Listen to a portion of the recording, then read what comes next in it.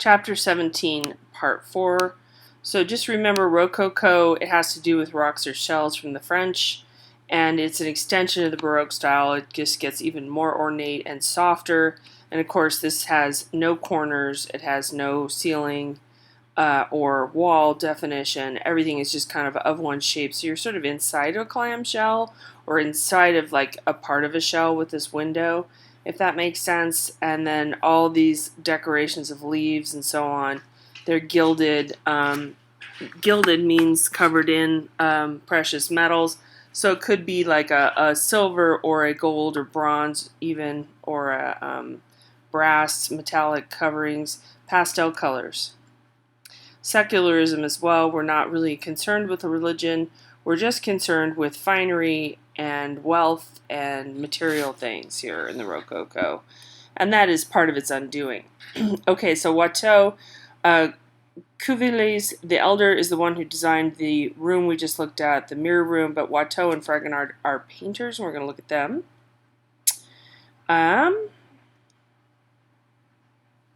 So we have some dreamlike aristocratic qualities, okay? So this is appealing to the wealthy, but the funny thing about this painting, it was a commission for Madame du Barry, and there were, I think, 6. This is another series kind of similar to what we looked at with the marriage contract, but there was a series, a set of 4, and Progress of Love, and this one is The Pursuit, and it's an overgrown garden, and everything is quite imaginary and fluffy and dreamlike. You know, it's soft, kind of hazy, pastels again with her gown and so on, and even the leaves are kind of a muted color, if that makes sense. And she's being pursued by this gentleman over here, and he's offering her a flower, and her concerns are really just about love and fluffiness and so on. But Madame du Barry, by the time he finished these, she was no longer interested, because even with her, the style had run its course. And that's kind of from our book from 402, 403. Watteau, this is also a very soft, sweet depiction of, but we do have a slightly religious reference to these angels, or putti, right here. And this is one of those ones we talk about with that implied line from chapter 4. We have this lovely curving line that goes through here, but everything is a curve and soft and round, and we have this little landing place where there's love and little gatherings and so on. We have a statue here indicating, Venus and Cupid, and just the idea of love and softness and not a care in the world. We come off the boat and we just float along on this hillside, and everything is very pleasant. So that is the Rococo. And then abruptly, we have the Revolution, okay? So again, things are happening in different timelines in different areas of Europe, and then also now we're including the United States. We're having the French Revolution, we're having the American Revolution. The Industrial Revolution is about to start, doesn't quite start yet. It has its feet in the 18th century. The steam engine starts, but we see a big shift, and neoclassicism comes to the fore. We're tired of this frippery and this overt decoration, and we want to return to some kind of a meaningful and more sincere style. And David, with the death of Marat, it sort of says this here, so we know who we're talking about. He was a revolutionary figure, and he is killed. You don't have this one in your book. I took this from somewhere else. But it's a gorgeous painting. But look at the sparsity of detail here. There's just a blank wall. This guy's in his bath. So look at this, sort of soft, soft, soft. And now we get into much harder edges of three-dimensionality. We're returning to this sort of classical Greek and Roman musculature and definition and so on, shadow and light, kind of almost Baroque style, but getting into a sparsity of decoration.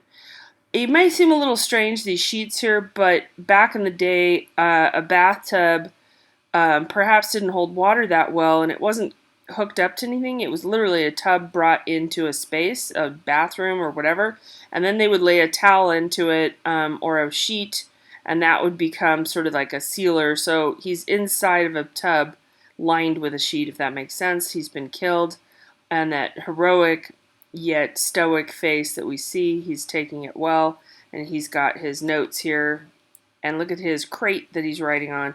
So it's not a man of means. He's very living a basic life. Also, same painter, David's Oath of the Horatii, and yeah, this one's a little bit later. This is earlier, but this has our return to our classic Greek, the antiquity of Greek and Roman arches and columns. We see the architecture as one, the togas and so on, and then the musculature. We're returning to a strength in terms of the depiction, and it's organized, and it has angles, and it has 1-point perspective going back. All these orthogonal lines are going back to a point, and we're kind of focusing on the swords here with the father sending his 3 sons to defend Rome.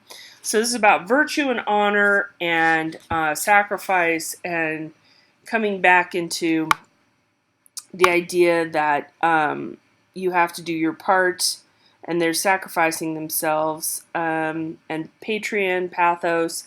The women, of course, are very passive and soft over here. Folds of drapery, again, that beautiful realism in those corners there. Another artist at this time, Copley, John Singleton Copley, and this is a portrait of Paul Revere. Of course, we know who he is. He is our hero in Boston, our pewter maker, our guy who rides the horse to warn everybody that the British are coming. Sorry, I don't know what is wrong with me today. So we get into the simplistic style.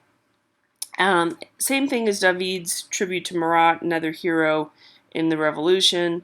We want to really take a look at him and his, commemorate him for his midnight ride. We have some of his tools and so on, and his products that he would be making here in his hand. What else do we want to say about this? So Industrial Revolution is starting and affecting things, and but it's just it's a beautiful painting in this dark background, bright whites here, kind of reminiscent of the Baroque, but more of a return to stability. Okay, there's all this revolution going on, and we want to look at some stability for a minute here. Okay.